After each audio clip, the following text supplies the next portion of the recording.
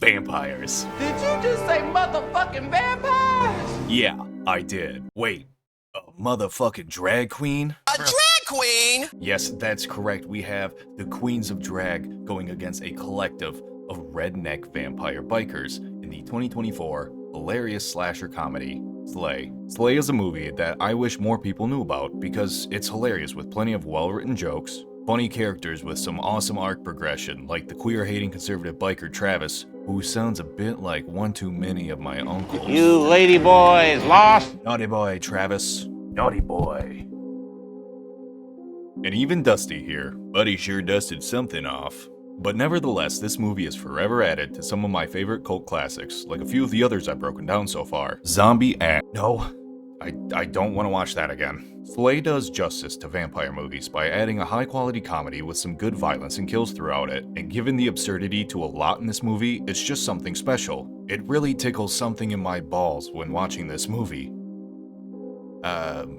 Maybe not that tingly. Truly though, for the LGBTQ community, this movie plays well into a lot of issues that still to this day people deal with, especially in small communities, where you will literally only have a few openly gay people, and somehow, the mob will see them as a threat, which forces the few who recognize this evil mob mentality require sacrifice to survive. A sacrifice to their own humanity, a sacrifice to their own well-being. I'm being dramatic. Or am I? Messages within Slay prove that sometimes who we think is our enemy has more in common with you than you think, for ideas of different fonts are sometimes written in the same language, yet many let others narrate their own stories. Will these drag queens survive a night of blood-sucking, back-bending, boner-busting bash of vampire vengeance? Or will the rifts in their friendships be their true downfall? Wow! Good job. Our movie begins with dribble of tinkle from Rufus, this New Jersey... What the fuck? This New Jersey small town's delivery driver, who unfortunately had to drain the snake at the worst time. Damn it, Rufus, not on the boots! A shadow figure stalks Rufus, hunting him, looking to sink his teeth into his flesh. Rufus pulls a gun and shoots into the vampire's chest, dropping him to the ground. He approaches the body, only to be slashed in the chest and flung in the air. Flaming against his truck, the vampire rips a chunk out of his neck and flees from the truck, nearly being hit by.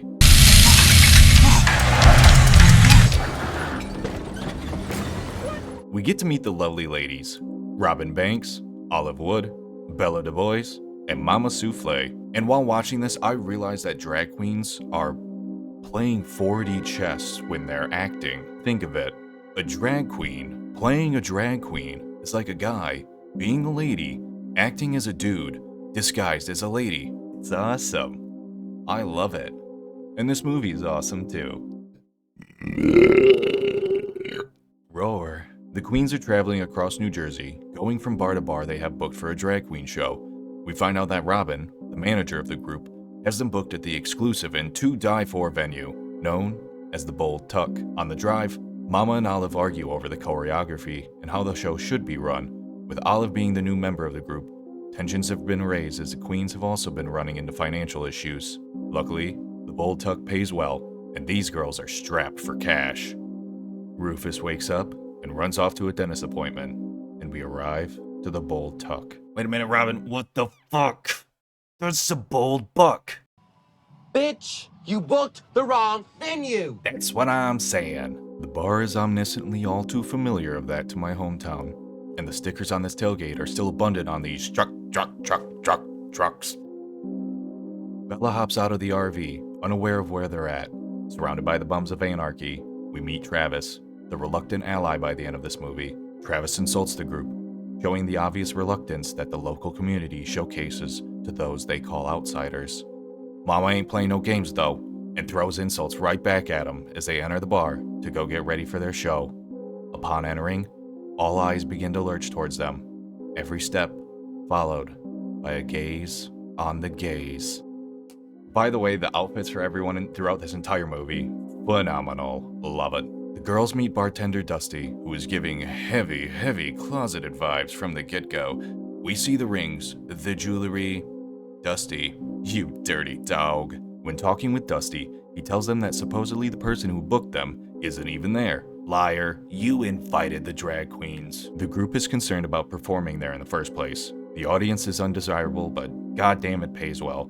And after being convinced with a wad of cash and being the only performance on the night, the group has a vote and sets off to get ready for the show. They run into Jax and Steven, who seem to be the only two queer people in the entire bar. Wow. Wowza wooza. Oh,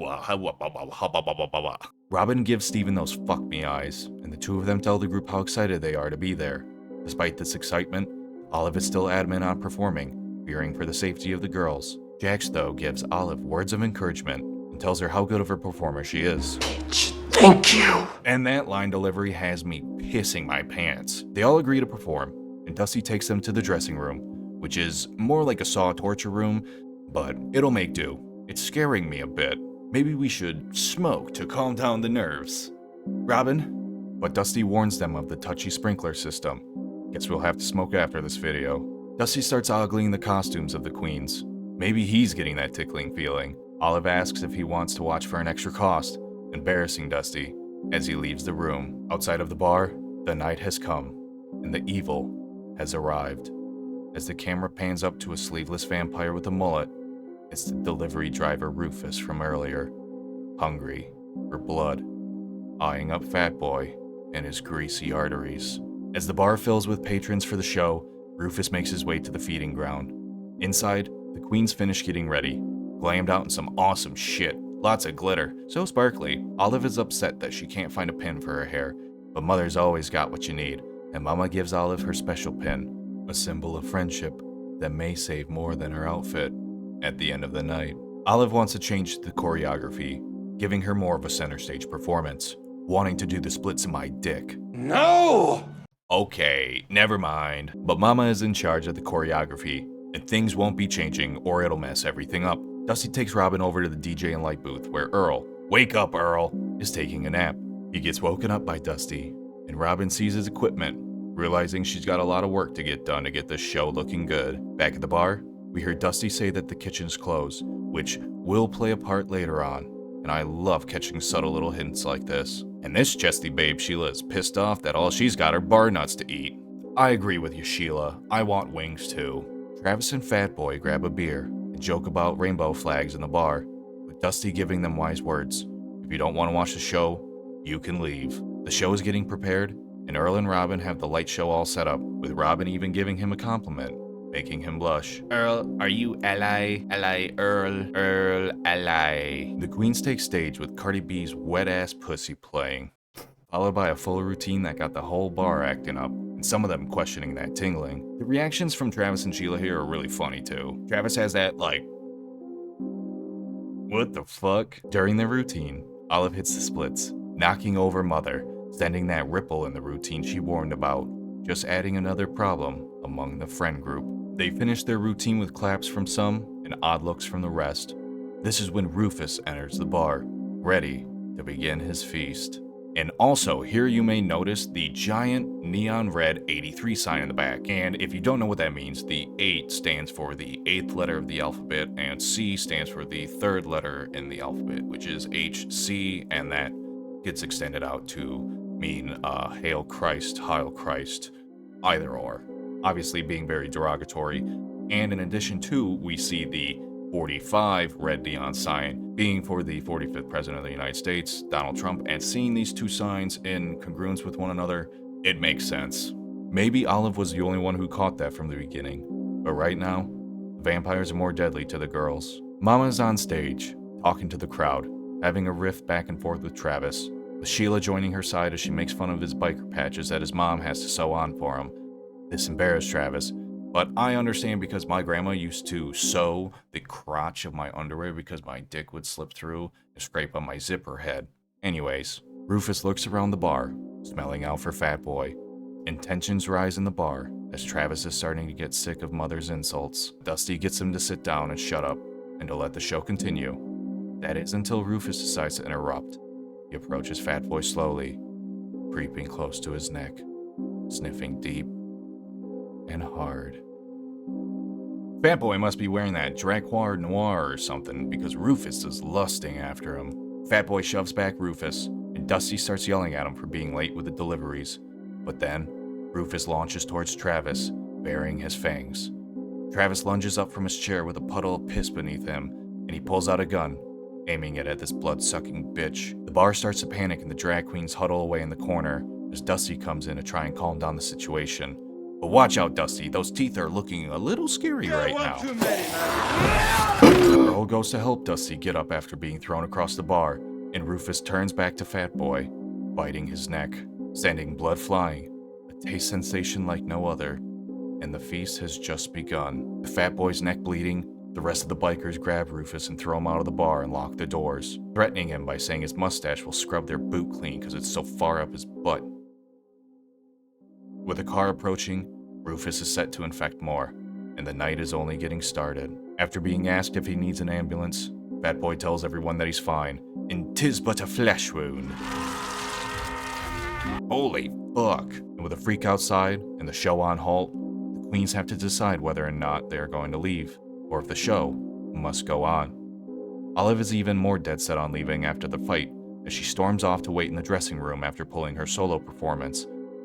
Mama goes back up on stage to introduce Bella for her routine, giving Travis a few last choice words, and big words I should say. Double entendre, double enchilada, double escanaba, the lesbians be rockin' a Subaru hatchback eating Benihana in the Bahamas. Boo! You suck! Bella takes stage, and the song she performs to is awesome, I love it. It's called Playboy by Bear, who is a small independent artist, made in Taiwan, raised in Canada, now living in LA. They've got a lot of sweet music that I'm gonna be putting a few of the songs on a playlist for sure. As for Bella, she starts shaking and twerking her ass, and Fat Boy seems like he's getting interested. While she's performing, Robin and Mama discuss the issues that have started since Olive has arrived, fighting and arguing over minuscule things, but Robin gives her reassurance that things are only tense due to everything being a fresh beginning for the group, as the family is just starting, and will take time to learn each other, reminding her of the problems they had in the beginning when they became friends. With Bella on stage, her fans, "We spot you, Dusty," dance along with her, enjoying their night. But a cold and eerie feeling begins to overtake Fat Boy, as the taste of beer becomes vile to him. His thirst for blood is beginning to set in. He heads to the bathroom for a cruising session and to check his wound. The smell of blood begins to take control of Fat Boy. This guy asks if the ladyboys turned him soft, the last words as a human before the infection takes over Fat Boy, sinking his teeth into the guy's neck, painting the walls red. Fat Boy leaves the bathroom, now eyeing up Bella as she dances unknowingly on stage to the danger behind her. As Fat Boy approaches her, people start yelling at him, and Olive comes over and fucking rocks his shit, getting Travis to come over and help out Fat Boy, only to be put back in place by Olive. I love it. Fat Boy begins to go savage, and the queens decide to tug tail and run, as so do other people at the bar. They head outside and... I agree. They head back inside the bar as the vampires swarm outside, ripping the phone lines down, cutting them off from the outside world. Inside, a couple of vampires are left fighting the survivors as one of them sneaks away and hides, while another attacks Dusty. At the bar, Dusty stretches out to reach for a shotgun, but with each attempt he is unable to grab the gun. Ready to accept his fate, the vampire lunges at Dusty and jumps off the pool table. Dusty is unable to move as death approaches him, his life flashing before his eyes. Wait a minute, it's the future. Mama jumps in at the last second and shoves Dusty out of the way, saving him. The vampire's attack ends with him being pierced in the chest by a keg tap, penetrating his heart, turning him into dust. Everyone is left in shock, still unaware of what these creatures are or what these rednecks are smoking. Maybe meth, who knows. And soon, Fat Boy sets his hunger on Robin before she is saved by Steven, who knocks out Fat Boy with a chair, WWE style. The last vampire in the bar is eventually killed by Olive, stabbing him through the back with a wooden stake. Did you say steak?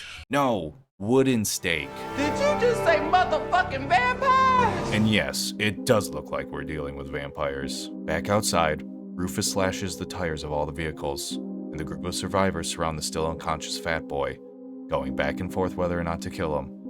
They decide to lock him in the freezer, where they want him to sleep it off to see if he remains infected after some time. With everyone unable to come up with a plan, and tempers beginning to flare, Travis blames the drag queens for everything going on, saying this: We let the trannies in town, suddenly it's Transylvania out there. And although it's bad, that's pretty fucking funny. All the survivors want to work together, But Travis wants to take his chances away from who he thinks is more dangerous, the queers. You're one of them queers? One of them queers? Travis and the group of surviving bikers rush outside, getting slaughtered in a funny fourth wall break type of scene, with Olive even mentioning how much the scene would cost to film. And check this out, a decapitated head in slow motion. In slow motion? That's awesome. Travis and the bikers who didn't get turned into blood-sucking vampires rush back into the bar, and everyone begins to barricade the windows, starting to develop a plan. And here they establish some pretty funny rules with the vampires. Are they Twilight? Are they Buffy?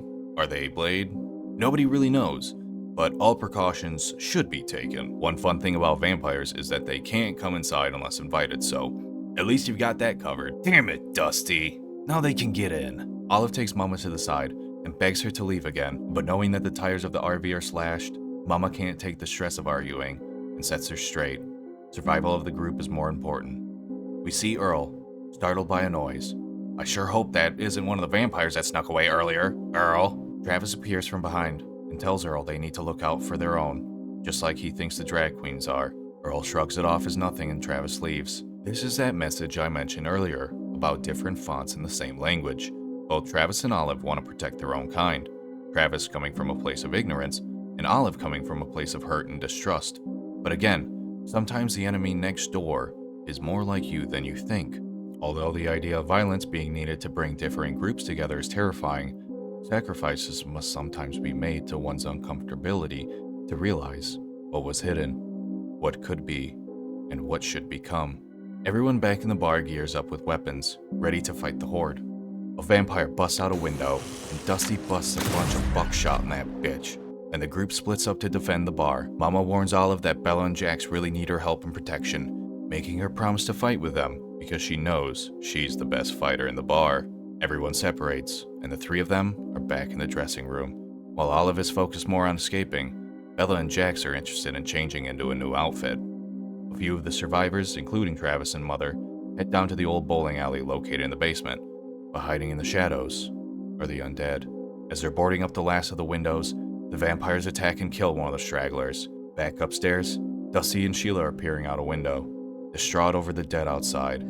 Just then, a vampire pounces at them from the window, and Dusty blows a hole in his head before urging Sheila to finish covering up the window to keep them out. Sheila agrees, while cowering her eyes, almost as if she's hiding something. We go back to Bella and Jax as they do a new makeup routine. Not now! Olive tells them that she's going to head to the RV and bring it back so the group can escape, leaving the locals to die.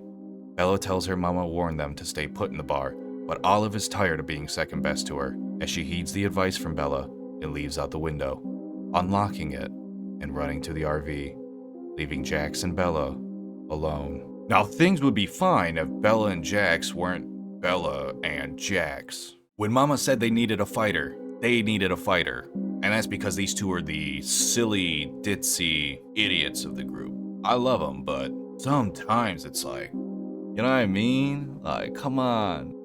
Like, there's a lot of funny jokes, but it's like, Bella, come on. Like this one. I say we teach these cocksuckers a thing or two. You're gonna teach me what now? You really think he was talking to you? Come on. As Olive makes it to the RV, she tries to start it up, but it won't turn on. And the noise alerts Rufus, who runs over to kill her. He slams up against the RV, trying to get in. But remember, he wasn't invited in. Rufus tells her that the invitation rule won't save her, but goddammit, this is a mobile home. And Rufus is unable to come in. Olive blows him a kiss, and we go back to the bar, where it looks like some different types of neck kisses are going on. Back in the basement, Travis watches another friend of his get killed, with the vampire now setting her attack onto his juicy, succulent, throbbing veins. The other biker downstairs with Mama and Travis runs away, leaving just the two of them to survive. Mother strikes her vampire with a sharpened pool stick cue, killing him, before saving Travis before he's killed. Mama drops to the ground exhausted, and Travis helps her up, taking her hand and thanking her for saving his life. Finally starting to realize that maybe the drag queens are more of an ally than he would ever like to admit. Sadly, Olive's escape left the window open, which allowed for this redneck ultra Curtis Connor lookalike to sneak in, attacking Bella and Jax in the dressing room. They run from the room, Bella hiding away in the air ducts, and Jax being chased by the vampire, While Bella is getting hunted, Robin is getting all hot and flustered with Steven making some moves on her. He tells her how much he enjoyed the show, especially the lighting, for the stars of the show are just rocks floating in space without their light, causing Robin to flush, even using the garlic bread she has to brush away her hair. And that part, it's so touching. Me and my girlfriend were like, oh, that's so cute. Anyways, about to share a kiss, they're interrupted by a scream and clatter on a ladder. Not Santa, no. Erla's being attacked by the zombie that snuck away and stayed hidden from earlier. As he's knocked down, Steven attacks the vampire before being tossed to the side. Robin yells out and tries to get away before the vampire reaches out and snags a grip on her hair. But I think that vampire's gonna get a mouthful of something other than meat, as Robin shoves the loaf of garlic bread into his mouth, and it looks like somebody's gluten intolerant, as the vampire begins to sparkle, and Robin jumps like Vince Carter and plunges a knife into the vampire's chest, causing him to explode, releasing a cloud of dust. They ask Earl if he's alright before taking off, only for him to reveal to the audience a bite wound from the vampire. But will he be able to keep this hidden from the others? Plus, crawling through the vents is accompanied by squeaking of her leather outfit, and a sneaky little guest who snuck in alongside of her. Is that SpongeBob? With another vampire sneaking into the vents, Bella has to crawl for her life. Most likely not the last time she'll be crawling around tonight. A waka waka, a winka winka. And while Bella is stuck in the vents looking like a meal from Arby's, Olive is still getting stalked outside by Rufus in the RV. Dusty and Sheila spot Rufus, both pissed off at this piece of shit. Dusty suggests they fire Rufus on the spot, and Sheila takes a shotgun from him, and her hunger for chicken wings is more dangerous than the vampire's thirst for blood, with Sheila shooting Rufus through the chest, leaving the RV splattered with blood. And check out the sticker. Eat my dust. Don't come in between Sheila and those wings. Dusty again tells her to finish up the barricade, and soon, we find Jax trapped in the crapper with the poopy bandit. And no, not from Zombie Ass Toilet of the Dead. That's for you to watch on your own, or on my breakdown. Jax crawls underneath the stalls from one to another like a 4-year-old in a McDonald's up to no good, and the vampire kicks down each door, searching for them. Dragging themselves across the floor, Jax nearly makes it out of the bathroom before being yoinked back. With death baring its fangs, they stab the vampire in the fucking eye with a fork and rip it out. What is it with these movies and gross eyeball stuff? Finally, Jax is able to kill the vampire and get away. The same is not for Bella though, as the air ducts collapse in the kitchen, trapping her in there with the monster. He smells her blood, hungry for more. Drops of blood dribble onto her forehead, and she's attacked. With everyone back in the bar, and Sheila suspiciously holding her arm, Jax rushes in and tells them of the vampire they just killed, but Mama becomes scared and concerned, as she knows Jax was with Bella and Olive, and with Bella missing, they rush to find and save her before she dies. Ow! Fuck, Bella, no. Fuck! Mama begins to shriek, and Bella collapses into her arms, bleeding out quickly.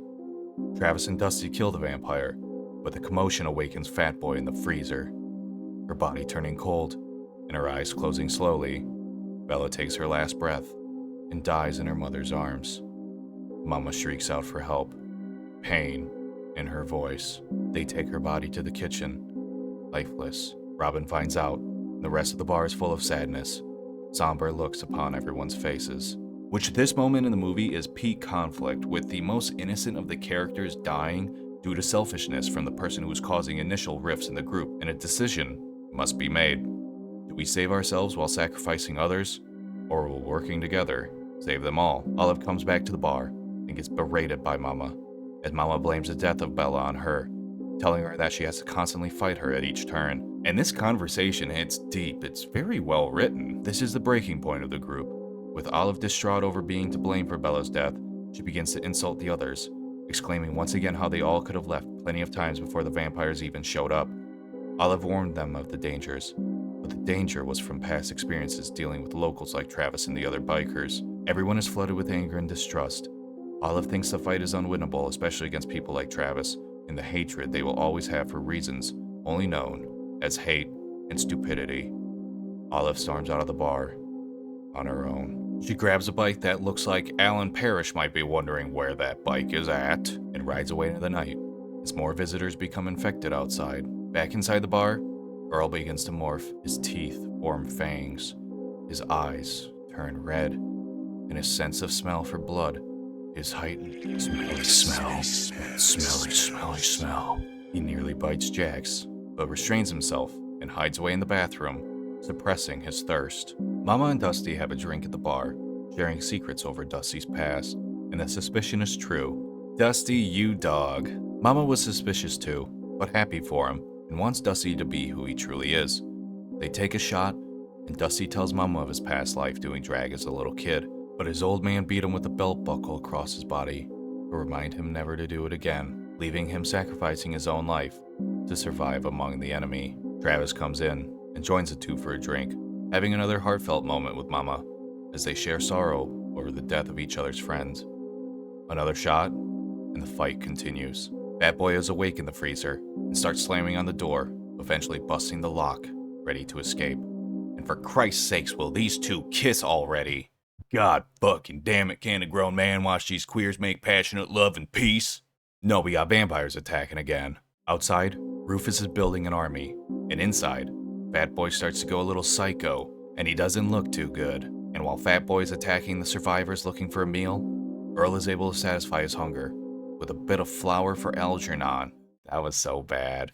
With Fat Boy already biting one of the random survivors, he starts walking towards Travis as he's getting shot in the chest, with the bullets doing no damage. And the blood splatter effect here, it would have been cooler just to have some like real blood packets, or just, I don't know, it looks a little cheap.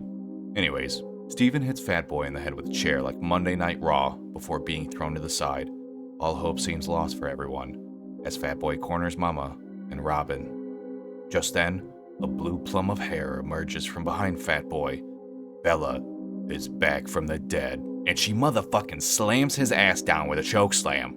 Crushing him on the ground, Fat Boy gurgles out, and Bella shoves her 6-inch heel into his chest, turning Fat Boy into dust. And Bella's showing off a new dental plan here. Mama and Robin embrace Bella, in shock at how she's alive, but the others remain hesitant, especially Travis. Which I understand, considering, yeah, all these vampires have been murdering everyone the entire night. But guess what? These vampires only kill with consent. Bella tells them that even though she can hear their blood gushing in their arteries, her lust for blood is overpowered by consent. Travis keeps the gun aimed on her, and they ask why she won't bite them. And Bella assumes it must be because the other vampires just really don't give a fuck about people. Which, it does make sense. And, if there's a world with vampires and there's good ones and bad ones, if you're a good person, you'll probably be a good vampire. And if you're a bad person, you'll probably be bad vampire. It makes sense. It's like, are you gonna suck me or suck me? Earl comes in, saying the hunger is real, but assures them that rat tastes good. And maybe Shrek was right. Hell, even old Sheila over here is a vampire. Damn it, Sheila, you gotta talk about these things. Communication, it's key. Everyone is going back and forth about what to do in this awkward situation, but looks like these three can control their need for feed, because the family of survivors is more important. Sheila even says that her addiction to Krispy Kremes was pretty strong too. She did keto twice, so being a vampire won't be as bad. Outside, the army of vampires is gathering up, and Bella and Sheila overhear them with their super hearing, talking about the change of plans. Instead of transforming them, where they would just become good vampires, they just decide to rip them apart and eat them. Thanks for letting me know. Yet everyone prepares to fight again, knowing they're all in the same boat together. Dusty shuffles off, and in the dressing room, he stares at his reflection in the mirror, asking himself, "Who is that girl I see?" He grabs some coral blue lipstick, but just as the tip of the stick graces his tender lips, Mama, Robin, and Bella interrupt him, not thinking that a new look at this time is appropriate. But Dusty needs this, and Robin convinces Mama to let Dusty embrace his true self, just one time before their death. Bella asks about Olive and why she ran away, and Mama tells her about their fight, and that there's no chance of her coming back. But I thinks is otherwise. Olive running away wasn't from hate to her friends, but rather an attempt to create a defensive shell against those who have attacked her in the past. And Bella knows this, letting Mama know that even with two power bottoms, everyone is going to come at the end. Mama is dismissive, not thinking things will work out, and with a ruined friendship, the vampires begin to attack the bar again. But looky what we got here. Dusty, you gonna make me gag real quick. Dusty comes out, sporting a new look, a butterfly of hope, a beacon of beauty. Everyone loves his outfit and makeup, and to be honest, if I could get my beard and hair to look like that, I think I'd be pretty good looking. Everyone loves it, but Travis of course has to give Dusty a smart-ass remark, asking him if he's about to start using pronouns now. Sounds like my goddamn dad. We go back to Olive and find her being chased by the main vampire that started this whole shit show, and while she's being chased away on the Huffy bike, the group inside turns Buffy and starts to slay the vampires. Okay, maybe it's a little bit more difficult for them, as the fight ensues in the bar, including Bella throwing some fucking Mayweather jabs. God damn, these queers can fight. Robin starts to get choked out, losing her breath and nearly being killed, until Steven smashes that dirty boy liquor over the vampire's head, stabbing him in the back, killing him. What are you waiting for, man?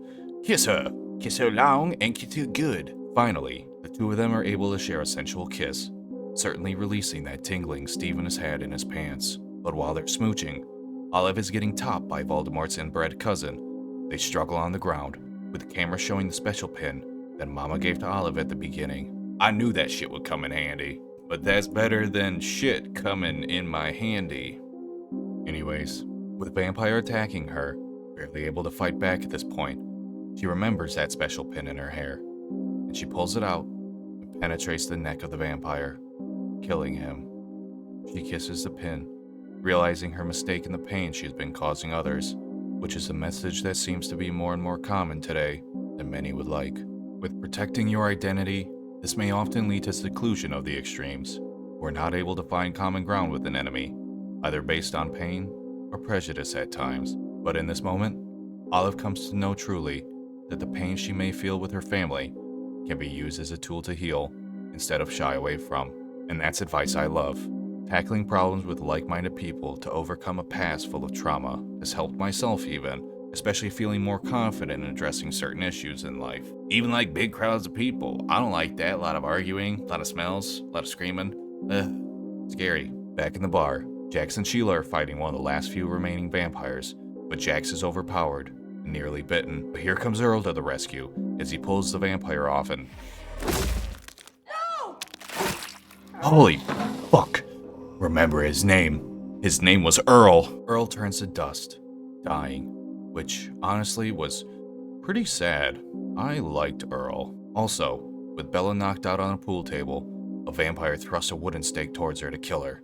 That is until Sheila slings her big titties in the way, and the two of them exchange stab wounds, Great Britain style. Tea and trumpets, I'm going to shank you off. But luckily for Sheila, them big fake boobies saved her from turning to dust as she pulls the wooden stake out with her implant attached to it.